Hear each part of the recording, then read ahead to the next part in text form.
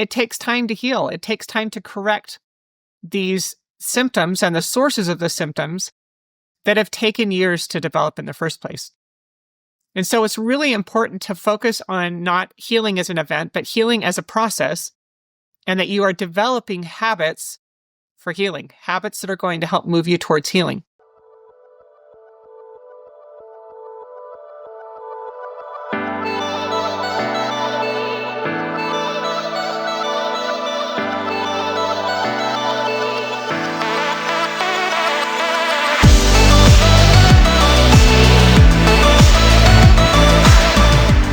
Hey, welcome back to the Upside of Bipolar. I am your host, Michelle Reidinger, and Happy New Year. I'm so excited for this coming year. I feel a tremendous amount of hope and optimism for the future.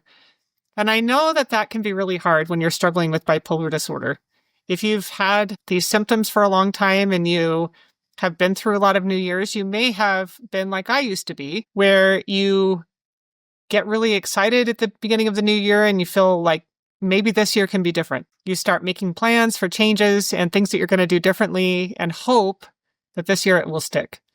I know that when I used to come into the new year in the past, when I was really struggling with my bipolar symptoms, I would try to make a whole bunch of changes all at one time. I was very unhappy in my life and feeling very discouraged on a regular basis, and especially after the holidays. The holidays were really hard because I would get hypomanic going into the holidays and then crash afterwards. And so a lot of times what I was doing with my New Year's resolutions was trying to get myself out of a depressive episode and wanting to make changes to my life. I didn't like the cycles that I was living in. I didn't like the symptoms that I had, and I wanted to change things. And so I would set out with a whole bunch of goals. I'm a very goal-driven person. I have been since my childhood.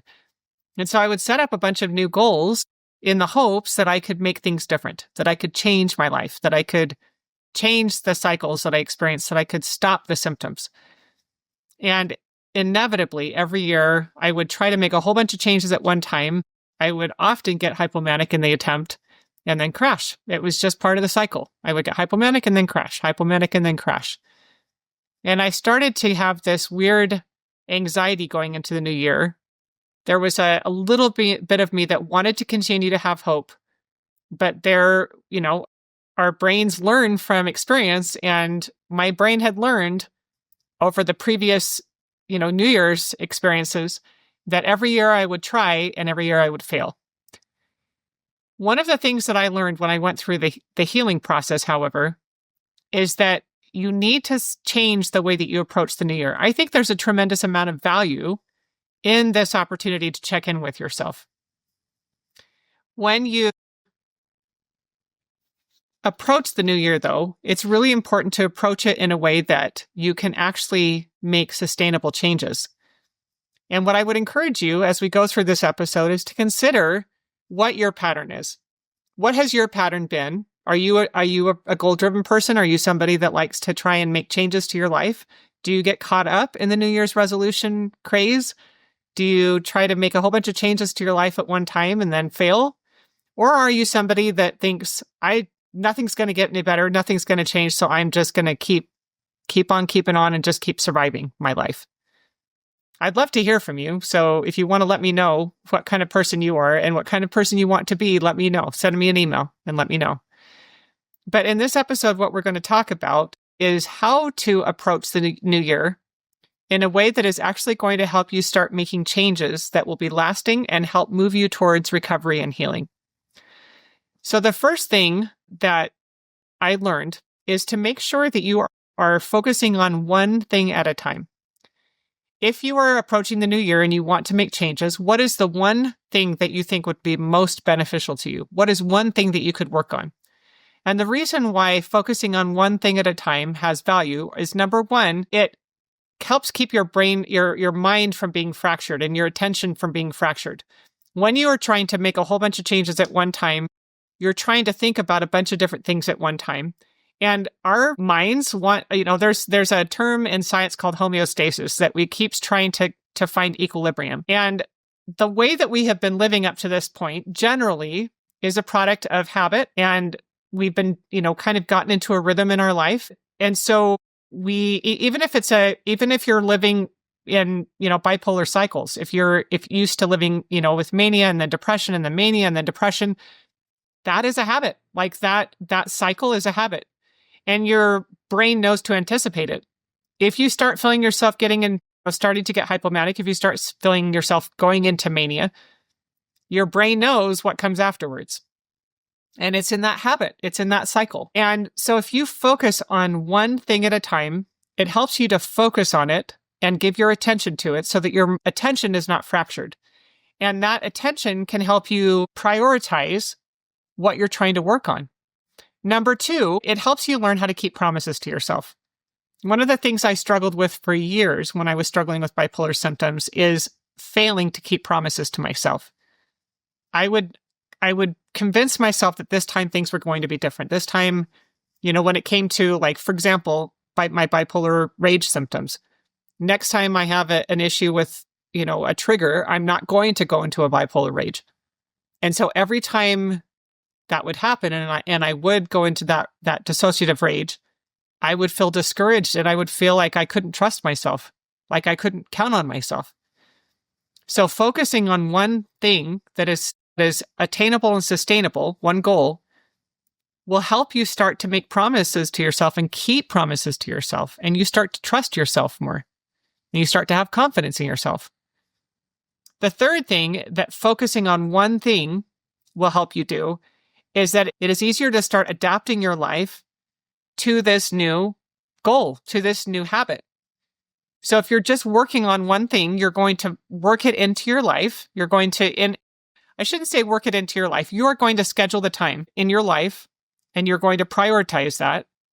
But as you do that, it is easier to start working it into your life so that your life and your rhythm and the natural flow of things is not resisting what you're trying to do, because you are focusing on one thing and you are doing it consistently so that you are making a change and you are adapting your life. It's easier to adapt your life to one new thing than it is to try and adapt it to a whole bunch of things. And one of the things that I have developed over time, so when I first started, I've talked about this in the past. So if you're new to the podcast, this will be your first time hearing it. But if you have been listening for a while, you will have heard me use, some of these terms that I have in the past.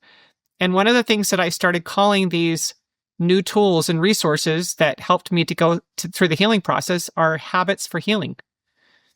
I started recognizing it took years for me to develop the symptoms that led to my bipolar diagnosis.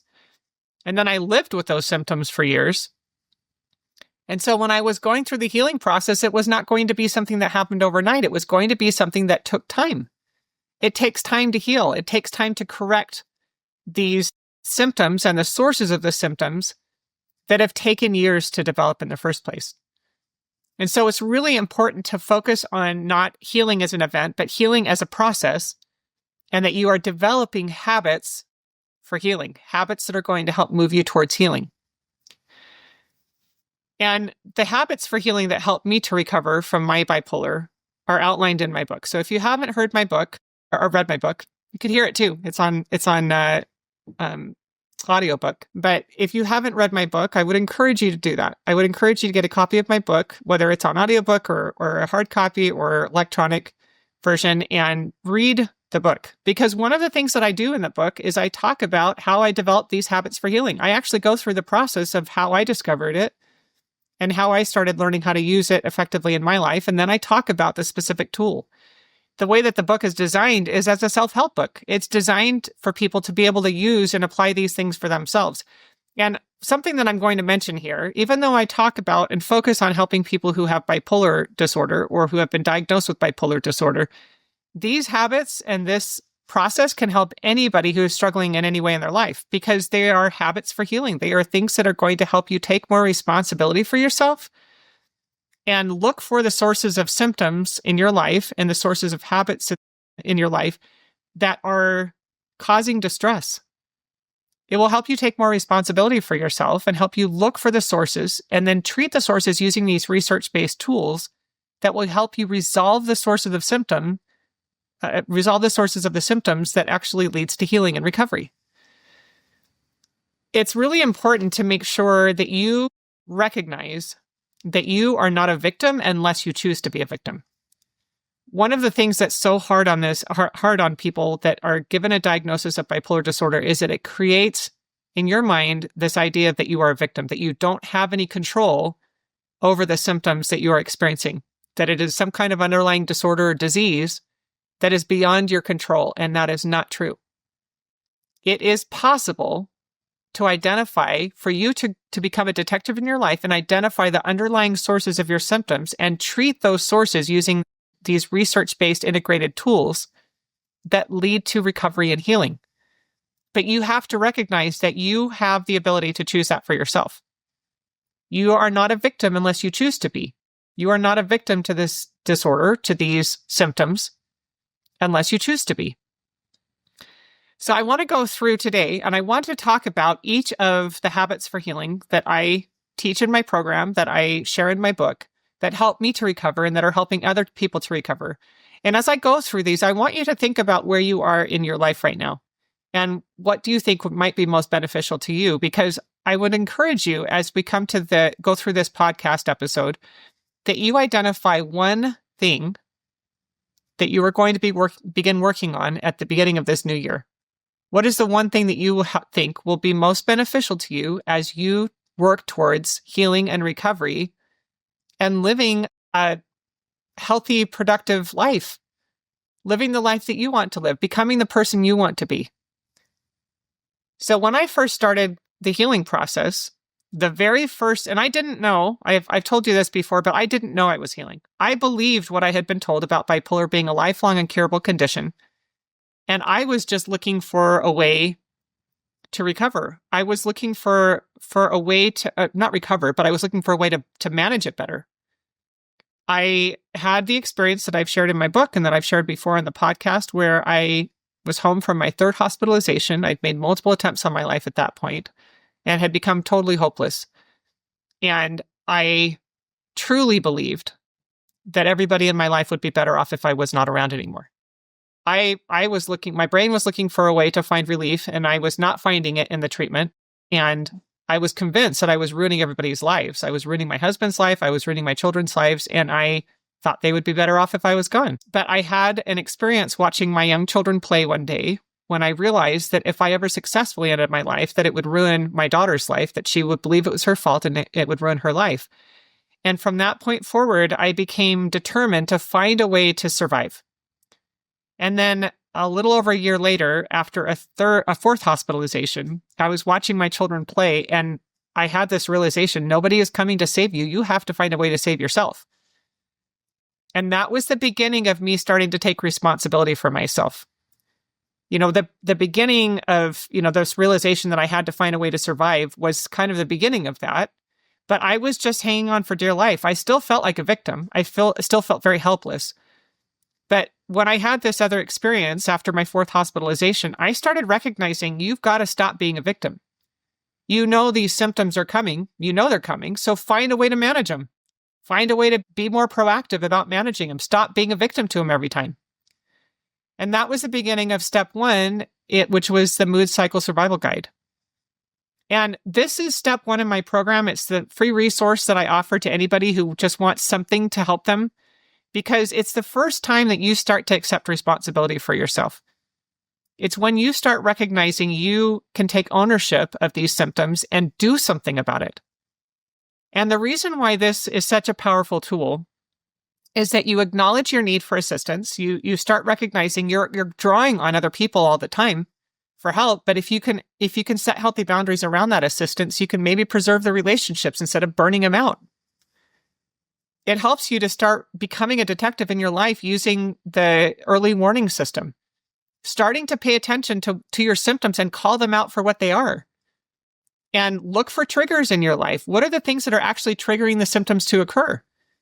This is the beginning of becoming a detective. That's the beginning of you becoming proactive and starting to identify what the sources of the symptoms are. It's also you taking ownership in step 3 of this Mood Cycle Survival Guide of your emotional resources. We can feel like a victim to our symptoms when you're feeling tremendous depression, when you're overwhelmed with depression and you feel like you can't function and you feel like you're failing other people, but then you feel like, well, I can't help it. I just have this disorder and I just can't help it. There is a temptation to give into that victim mentality and not take responsibility for yourself.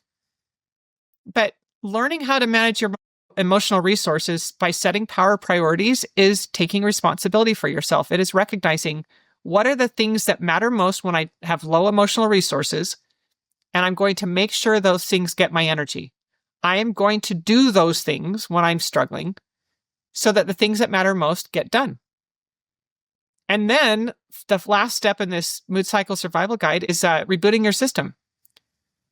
What can I do proactively to get myself back into a healthy, balanced mental state? So this step 1 is helping you to choose to stop being a victim. You are going to choose to be an agent to act, not somebody to be, not a thing to be acted upon by your symptoms and by your quote unquote disorder.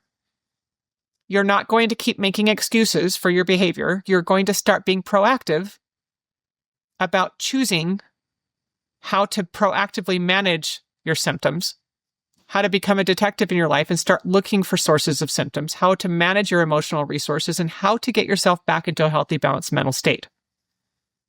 That is the first step on the road to healing, is starting to take responsibility for yourself and choosing not to be a victim anymore. The second step in the healing process was making sure your brain gets what it needs to function in a healthy way. It's so interesting to me. And if you haven't listened to episodes 70, 71, and 72 of my podcast, I would encourage you to go back. Those are life-changing episodes. I had that privilege of interviewing the vice president of True Hope, David Steffen, as he talked about the history of True Hope. It's a micronutrient company that was developed specifically for the purpose of helping the founders' children to get off of psychotropic drugs to help their brains start to heal and function in a healthy way.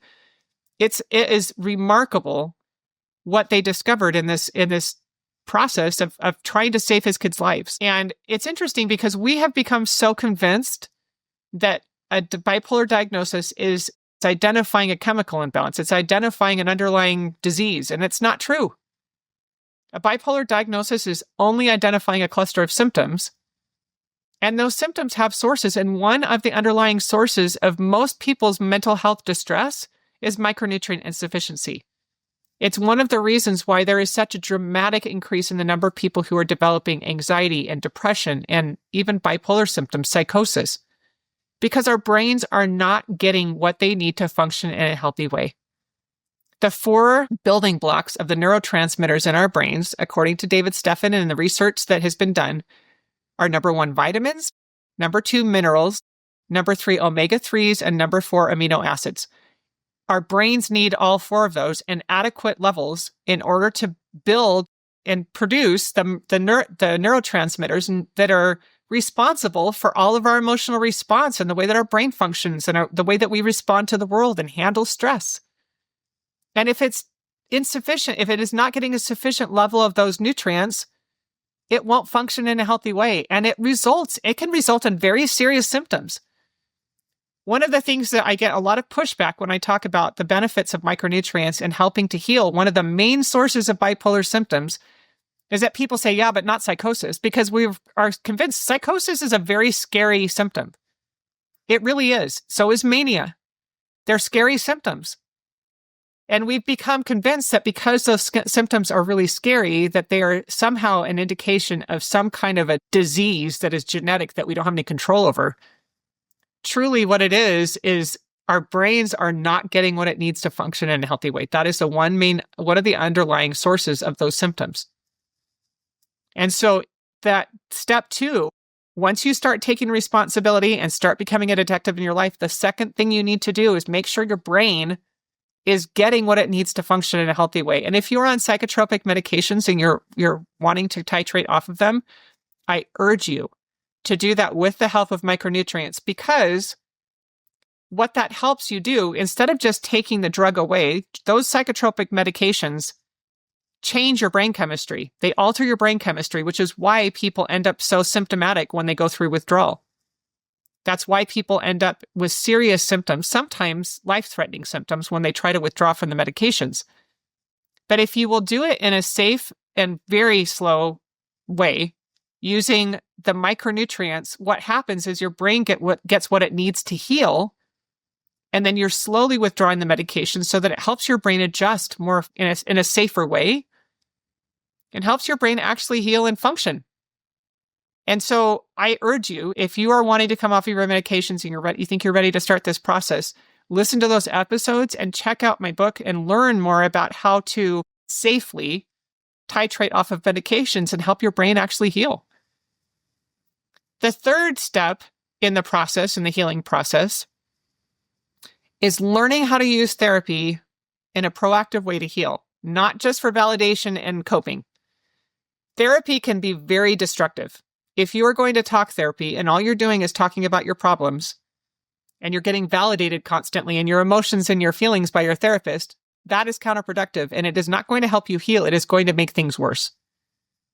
It is really crucial, if you want to heal, that you learn how to use therapy in a proactive way. It's really important that you understand that a therapist is not an expert, they are a facilitator. And you need to find a competent facilitator that is actually going to help you heal and move towards recovery, not just help you stay stuck in your suffering. Yes, it might feel good to go to a therapist and talk about your problems, talk about your issues with your spouse or your mother or, whoever, and be validated in your frustration and in your point of view. But that's not going to help you heal.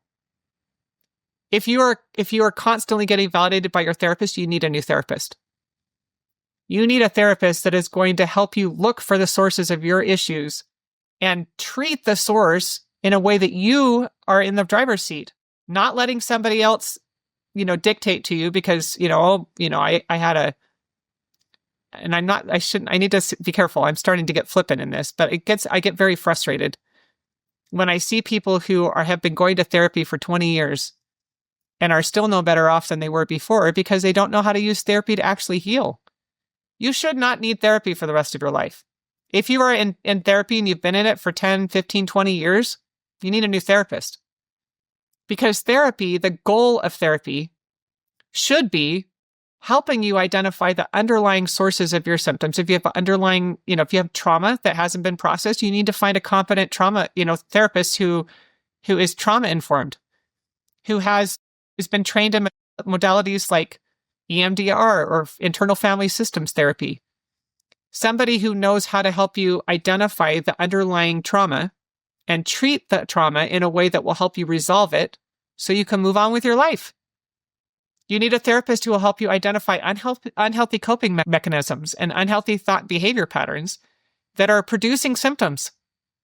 We can do this to ourselves. We can create these symptoms for ourselves because our brain has come up with an unhealthy way to cope with distress. And we could be causing our own symptoms by the way that we think about things. So, step 3 in the program is helping you to identify how to use therapy in a proactive way to heal, not just cope and not get validated by your therapist. The 4th step in the program, and the 4th step on the path to healing, is learning how to practice mindfulness meditation in a way that will help you actually heal. And it's interesting, I've had a lot of people say that they've tried meditation and it didn't help them. And my pushback on that is that you probably haven't tried it in a way that was actually going to help you understand the value of the tool, because I truly believe every person on this earth would benefit from using mindfulness meditation. The point of mindfulness meditation is to put you back in the driver's seat of your mind. When people struggle with these symptoms, often it feels like your brain has a mind of its own and it's going to take you for a ride every time it feels like it. And, symptoms like intrusive thoughts and negative thoughts and these things that plague us in our minds can help us to feel like our mind is our enemy. And, the symptoms, like the physical sensations that go along with a trauma response, for example, can cause us again to feel like a victim, like we are helpless and we don't have any control over what's going on in our bodies and our minds. Mindfulness is a way to start putting yourself back in the driver's seat and to take control of what's happening in your mind and your body. Take back control so that you are not being pulled along like a helpless victim. Mindfulness meditation can be life-changing if you learn how to use it in a proactive way to heal. The fifth step in the program is yoga. And I, again, will get the same kinds of objections to yoga that I get to mindfulness meditation often. Somebody will say, I tried yoga once and I didn't like it. And again, I say, I think that maybe you just tried a version, an approach to yoga that just wasn't beneficial to you specifically. But yoga, the goal of yoga is not to be a skinny girl in stretchy pants. The goal of yoga is to learn how to reintegrate your mind and your body. One of the terrible effects of these mental health diagnoses is it kind of fractures our mind and our body, because we become convinced that the distress is all in our head, that we have some kind of mental disorder and it separates our mind and our body. And you shouldn't be trying to separate it. It fractures us as a person. The mind and body is all one. It all works together. Our brain senses distress and it sends signals to the body, and the body reacts, and then the brain reacts to the body, and it creates a feedback loop that can put us into a state of distress that makes us feel like we don't have any control over ourselves anymore. And learning how to practice yoga helps take that mindfulness practice into our entire body and helps us integrate ourselves again and become much more self-aware. And the more self-aware we become, the more effective we become at being detectives in our lives and looking for the sources of our symptoms and addressing those sources with tools that help us to heal. Yoga can be a really powerful tool in this healing process. The sixth step in this process is exercise. And when I talk about exercise for mental health and mental healing, it's really important to learn how to exercise in a way that supports that goal. We are inundated constantly with messages of, online about losing weight and getting fit. And there's not necessarily anything wrong with that. But it's really important, if you're working on healing and overcoming emotional and mental distress, that you learn how to use exercise in a way that will facilitate healing and recovery and not exacerbate symptoms. Some people will get hyper-focused, and it can become a source of like hypomania when you are exercising like that, and that is not sustainable. You will crash at some point. And you don't want to do that. You want to find a practice, an exercise approach that is going to be sustainable, lifelong. And you're exercising for your mind and your whole self, not for the scale. So learning how to exercise in a way that is beneficial to your mental health and your healing journey is really important. And then the seventh step in this process is learning how to live mindfully, learning how to take all of these habits that you have developed and develop a habit for continuing to integrate these resources and these habits in your life in a sustainable way so that you continue to move down the path to recovery and healing. I want to ask you guys a question. I want you to consider this for a moment. What is the reason that you want to heal? What is the reason that you want to recover? I've talked about this in previous episodes, but I want to encourage you to think about it. If you are looking at the new year and wanting to set goals, why? Why do you want to set goals for yourself? Why do you want to improve? Why do you want to heal? Why do you want to live better? Think about the reason why you want to do that. And then write it down. And I want to encourage you to kind of dig down into the why. My why at the very beginning was my children. As I mentioned before, I had the experience when I recognized that if I ever successfully ended my life, I would ruin my daughter's life. And I knew her life had value. At that point, I did not believe my life had any value. I didn't think I had anything to offer the world because I was barely hanging on for dear life on a regular basis. I was just surviving my life. I didn't feel like I had anything to offer the world. But I knew my daughter did. And I was willing to survive for her because I wanted her to have a chance at at having a happy life. And over time, as I fought to survive for my children, and as I started to heal, I started to find myself again. And I started to see my value. I started to feel my value and recognize that I did have something to offer to the world. And that why that I had originally of surviving for my children evolved. So I want to ask you to consider why this matters to you. Why are you willing to set a goal for yourself? Why would you like to? Why would you like to heal? Why would you like to change your life? What is your motivation? And get that firmly in mind, because when you're going through the process of trying to set goals that are designed to help you change significant things about yourself, you have to have a reason to keep doing it, because it gets hard. On the days that, if your focus is mindfulness meditation right now, if that's the habit for healing that you want to focus on, you have to have a reason to keep doing it, because sometimes you just don't feel like doing it. Some mornings you get up and you're like, I don't want to do that today. Or sometimes you're ready to go to bed and you haven't done your meditation yet. And you have to have a reason that you're willing to spend 10 minutes meditating rather than just getting in bed and going to sleep. So make sure you have a clear reason why you're doing this. And I would love to hear from you what your why is. What is your motivation for working on healing and recovery? What is it that you want out of your life? What's worth the sacrifice and the effort of healing? And then I want to encourage you to think about what can you do right now that will help move you towards healing. And as I mentioned at the very beginning, when we view our lives and when you look at yourself and you think about all of the